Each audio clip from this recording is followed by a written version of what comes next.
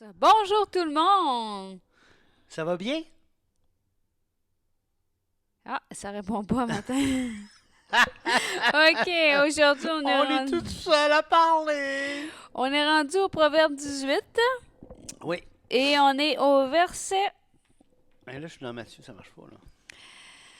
T'es jamais à la bonne place, de toute façon. Hey! On est au verset 13. Au dernier. Ouais, c'est sur verset 13. Celui qui répond avant d'avoir écouté fait un acte de folie et s'attire la confusion. Ah, ça, j'ai un beau souvenir là-dessus. Quand j'étais jeune, j'ai participé à la bataille des livres. On avait une série de questions sur une dizaine de livres. Puis les questions là sur je sais pas moi, où les personnages avaient été, leurs costumes, leurs noms, tout là. Puis on savait tellement les questions par cœur là, que on disait quelle est tac, tu disais la réponse. C'était instantané. Puis après ça, on allait en compétition, mais là, les questions étaient reformulées. Fait que t'avais de la vraiment zouave si t'appuyais après quelle est. Voilà. Donc, c'est un peu niaiseux de pas écouter avant de parler. Ouais. C'est ce que dit le passage. L'esprit de l'homme le soutient dans la maladie, mais l'esprit abattu, qui le relèvera? C'est intéressant parce qu'on se rappelle qu'on a déjà vu au verset 17 un esprit abattu dessèche les eaux.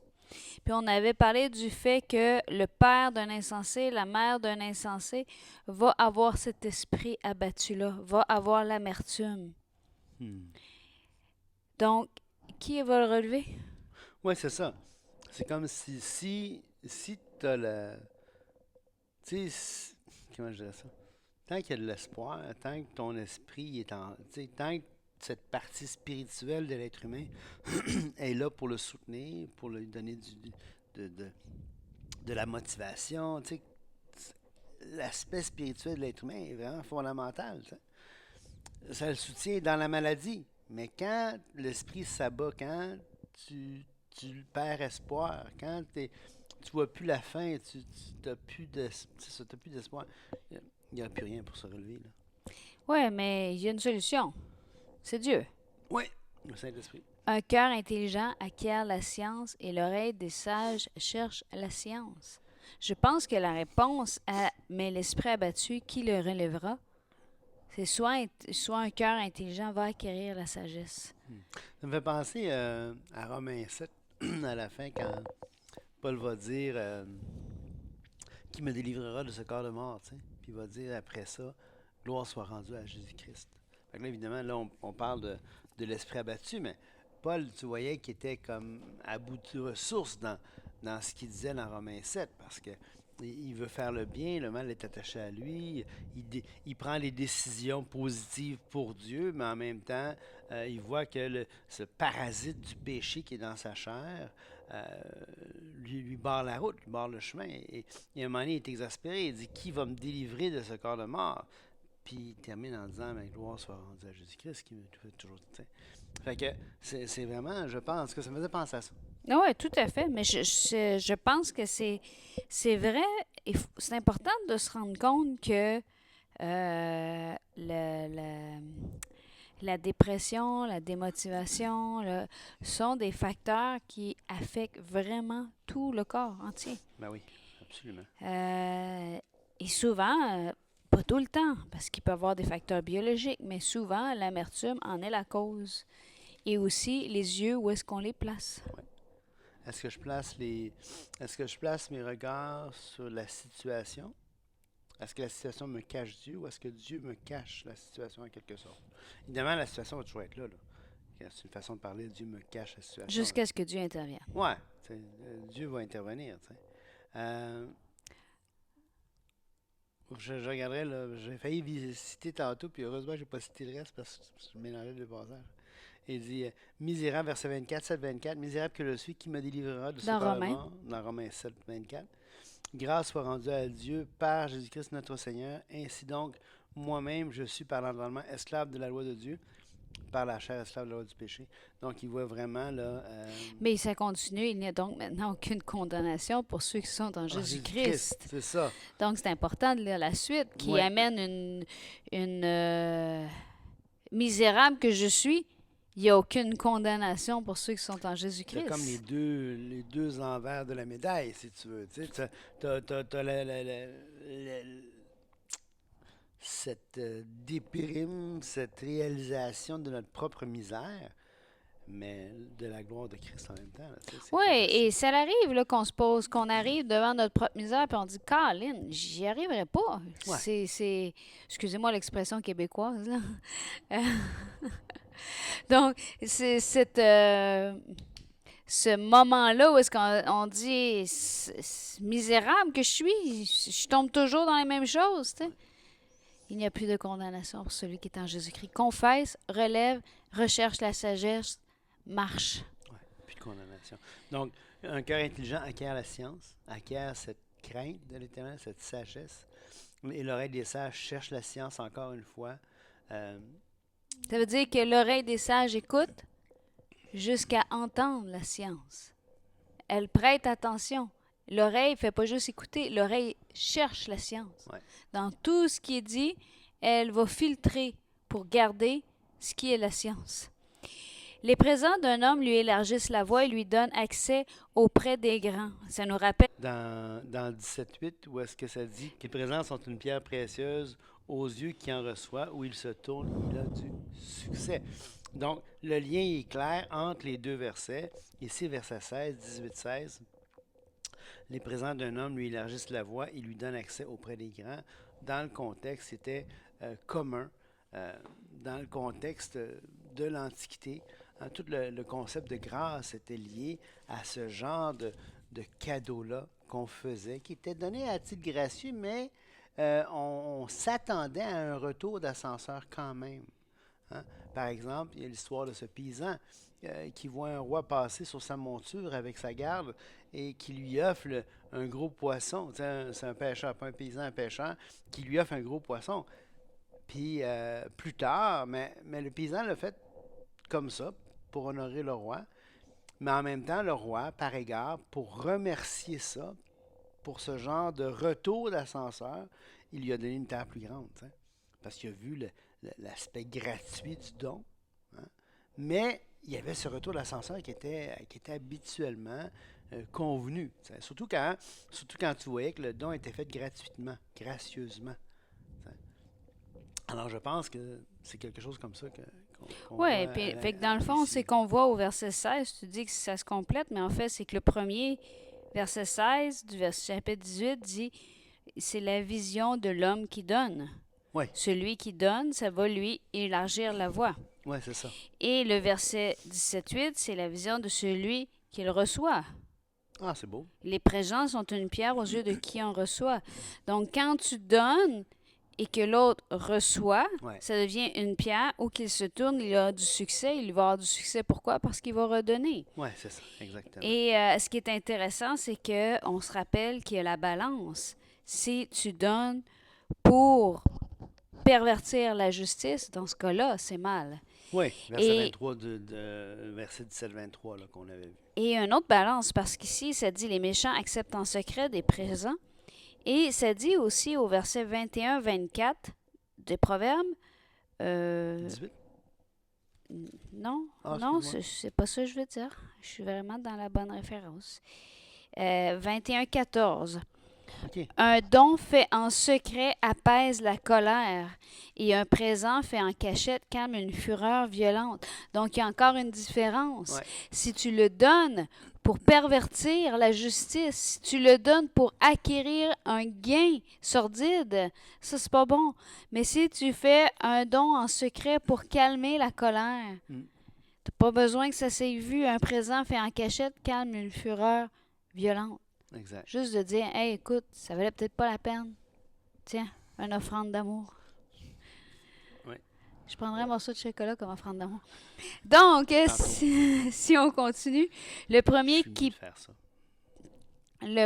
qui parle dans sa cause paraît juste, exemple, vient sa partie adverse et on l'examine. Je répondrai pas.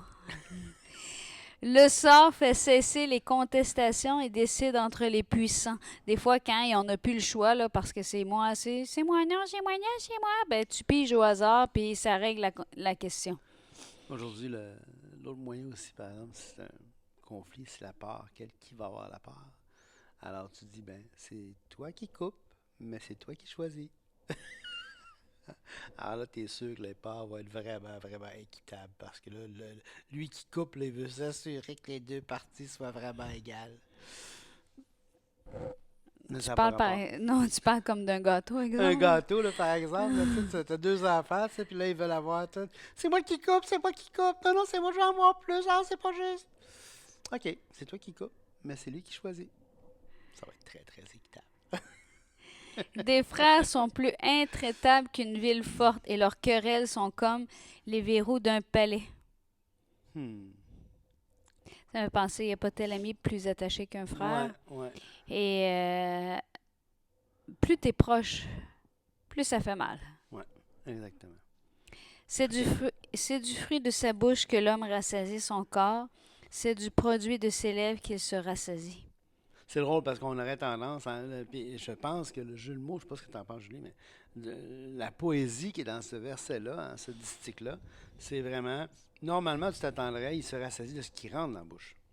Mais là, lui, dans le contexte, il se rassasie de ce qui sort de sa bouche. Un petit peu l'insensé qu'on a vu, je pense, au chapitre 17, là, entre autres, là, qui, qui, se, qui se délecte dans l'abondance de ses propres paroles. Tu sais. Mais en fait, c'est autant on avait vu au verset 14 du chapitre 14, celui dont le cœur s'égare se rassasie de ses voix. Donc, puis on a vu que si ton cœur s'égare, tu vas aussi tu prendras pas garde à tes paroles, tu vas avoir des paroles mensongères, des voix détournées, perverties. Puis ensuite, dans le verset 14, ça dit aussi, et l'homme de bien se rassasie de ce qui est en lui. Hmm. Donc, que tout ce qui est vrai, tout ce qui est Ouais, pur, tout ce qui est exactement. honorable soit l'objet. Tu as raison de dire que le méchant, il se rassasie de lui-même. Oui, ben il le rappelle justement 18, je pensais que c'est au chapitre 17, mais au 18, 2. Ce n'est pas l'intelligence que l'insensé prend plaisir, c'est la manifestation de ses pensées. Mais tu as raison, quelqu'un qui est intelligent, quelqu'un qui médite le bien, tout ce qui est vrai, tout ce qui est pur, tout ce qui mérite l'approbation et ainsi de suite, va se rassasier de ça. C'est quel verset tu disais dans 14? 14. 14 quoi? 14. 14, 14? 14 quoi? 14, 14. La mort et la vie sont au pouvoir de la langue. Quiconque l'aime en mangera les fruits. Hmm. C'est quand même intéressant parce que oubliez pas qu'il est marqué la mort et la vie. Oui.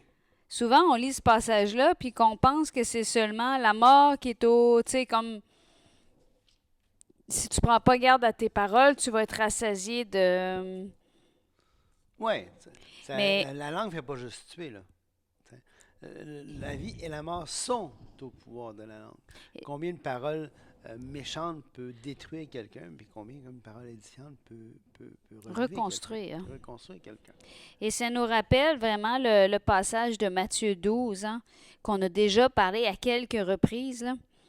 Race du vipère, comment pourriez-vous dire de bonnes choses, méchants comme vous l'êtes, car c'est de l'abondance du cœur que la bouche parle. L'homme bon tire de bonnes choses de son bon trésor, et l'homme méchant tire de mauvaises choses de son mauvais trésor. Je vous le dis, au jour du jugement, les hommes rendront compte de toute parole vaine qu'ils auront proférée. Car par tes paroles, tu seras justifié, et par tes paroles, tu seras condamné. Écoutez la suite, moi, ça me fait capoter. T'sais, ça dit, par tes paroles, tu seras justifié. Puis là, ceux qui sont là, qui écoutent, ils disent, les pharisiens et les scribes prirent la parole et dirent, Maître, nous voudrions te voir faire un miracle. Ils viennent leur dire, par tes paroles, tu vas être condamné ou justifié. Il leur répondu, une génération méchante et adultère demande un miracle, il lui sera donné d'autres miracles que celui du prophète Jonas. Car de même, Jonas fut 3 jours et 3 nuits dans le ventre d'un grand poisson, de même le Fils de l'homme sera 3 jours et 3 nuits dans le sein de la terre. Et 3 petits points, puis la suite de cette histoire-là, si on s'en rappelle, quand Jésus a été amené pour être condamné, qu'est-ce qu'on lui a dit? te dit qu'en 3 jours, tu détruirais, puis en Ouais. 3 jours, tu relevais. Et ça a été mis sur le compte de ces gens-là, sur leur compte, en voulant dire que les paroles qu'ils avaient professées, Il allait devoir en rendre compte tout à fait, la mort et la vie sont au pouvoir ouais, de la langue. de la Quiconque langue. l'aime en mangera les fruits. Ouais, c'est ça. Il va dire vous vous rendrez compte de toute parole vaine que vous aurez proférée. Je sais plus du verset, là, mais Je viens de le lire. c'est ça, hein? Oui, compte de toute parole vaine qu'ils auront proférée. 12,36. C'est drôle comment le cerveau, hein? Ça rentre, ça refait. Puis là, on pense que c'est un autre verset, mais c'est exactement ça. Il n'y a pas un autre passage qui dit quelque chose comme ça? Ben écoute, peut-être, là, mais 12, 37, ça? probablement dans Marc 6,11, ça se peut-tu? Ça se peut. Attends.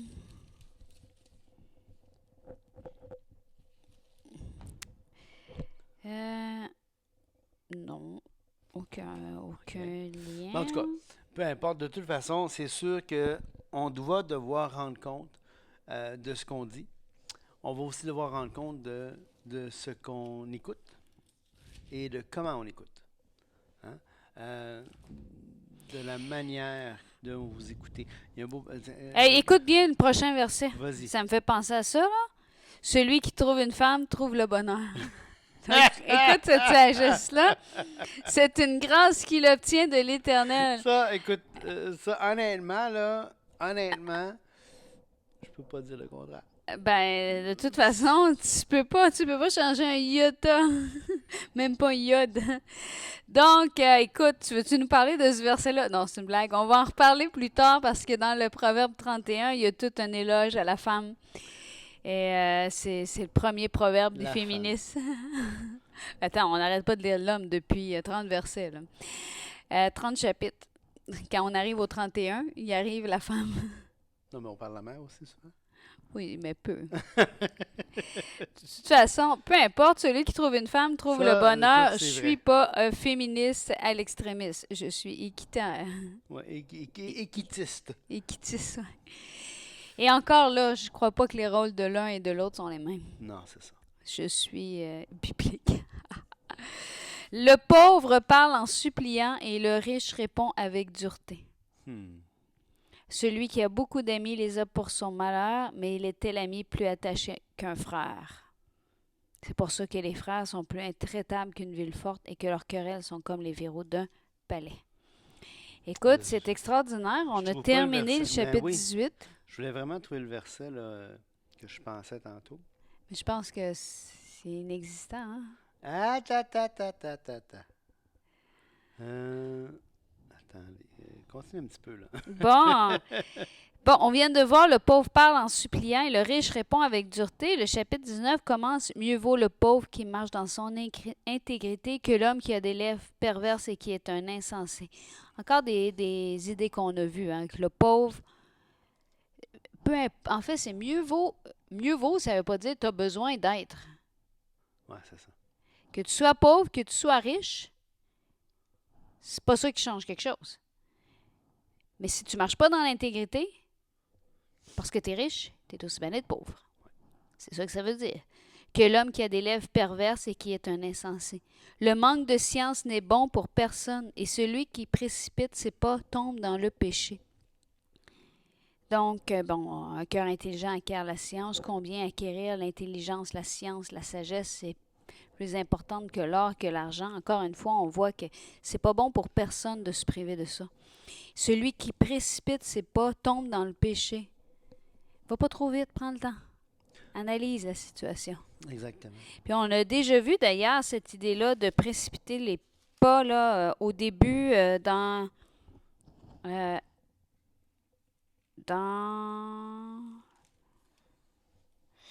les premiers proverbes, quand on voit le jeune homme là qui s'en va là.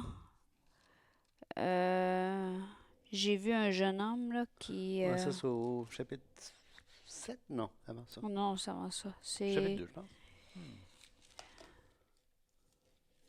Attends. Euh,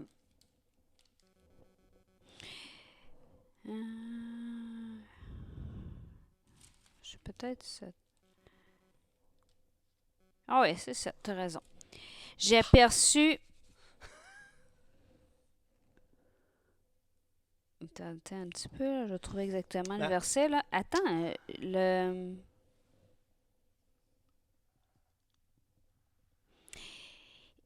Elle l'entraîna par ses lèvres doucereuses et se mit tout à coup à la suivre, comme un fou qu'on lit jusqu'à ce qu'une flèche lui perce. Donc, il s'est mis tout d'un coup à la suivre, puis il l'a suivi, puis il a précipité ses pas. Elle l'a entraîné. ouais, Fait qu'on, là, bon, c'est un exemple d'une situation X, mais celui qui précipite ses pas tombe dans le péché. dans le péché. Puis justement, c'est le lien avec ce que je disais, le passage que tu sais, quand j'ai dit, il faut faire attention à ce qu'on dit, mais il faut aussi faire attention à ce qu'on écoute. Et non pas à ce qu'on écoute, mais aussi à comment on écoute.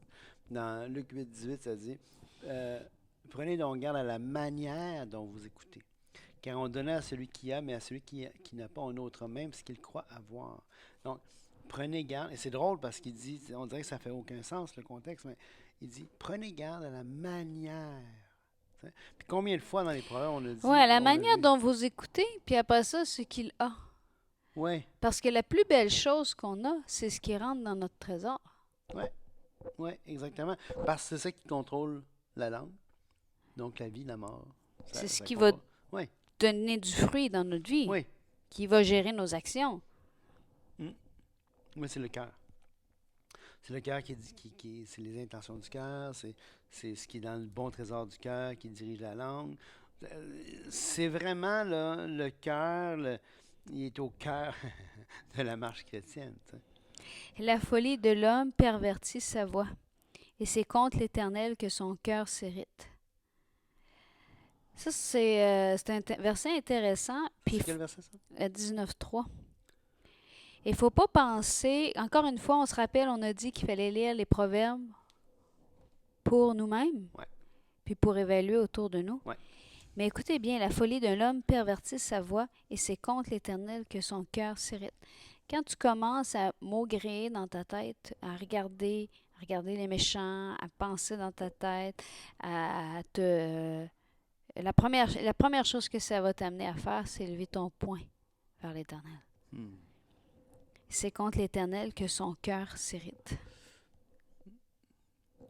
Ben écoutez, ça termine, hein, on a fini le chapitre 18. Non, attends, on va continuer le prochain verset parce qu'il y a rapport avec ce qu'on a lu.